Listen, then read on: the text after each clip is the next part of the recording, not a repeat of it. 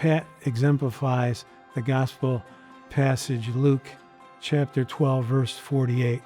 To whom much has been given, much will be expected. He's a rare individual in a sense that he is a gifted architect, a creative architect by trade.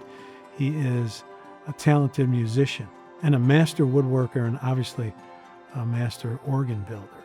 I met Patrick first here in the chapel, St. Mary's Chapel, soon after the installation of the organ. Patrick was heavily involved in the design, in the construction, and in the installation of the organ.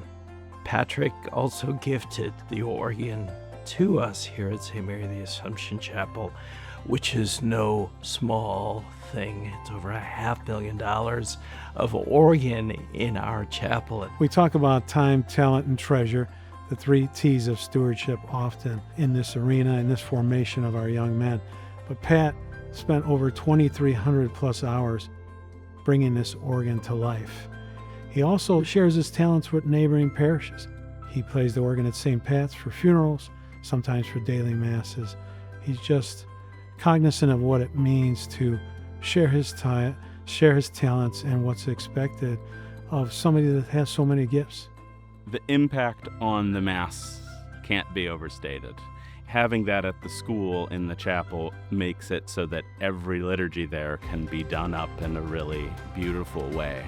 I think it makes a huge difference. I mean, at least for me.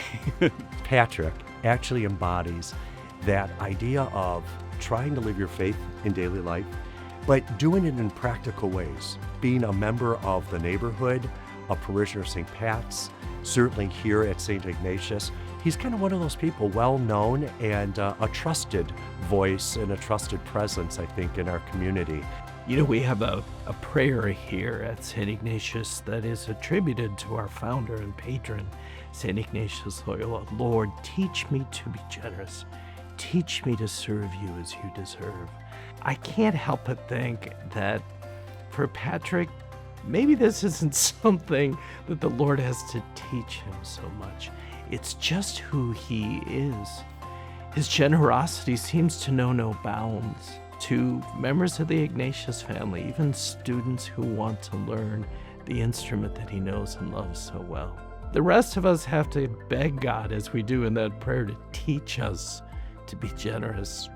With Pat, it's second nature. Does he toil and not seek for rest? Does he labor and not ask for reward? He does all of that stuff all the time. In my personal experience with him at this school, his desire to do things well and for the greater glory of God is, I don't know anybody else who lives it as well as he does. Stretching over 50 plus years at this point in time. But on top of that, he has also named the school in his estate plans to perpetually provide tuition assistance forever. The community will think about and honor Pat for his extreme generosity. Early 2013, the school had one of these meet and greets in Detroit, and Father Bill Murphy, who was the president at the time, explained my thought of building and giving an organ to be installed in the chapel. And he said, well, that's kind of a neat idea. The building seats 400 plus, so if you've got everyone here and they're all singing, then you've done something successful, I think, when you can get everyone singing. Experiencing the fact that this is how Mass should be. The music is not optional, it's an integral part of the Mass. So that's the ultimate goal.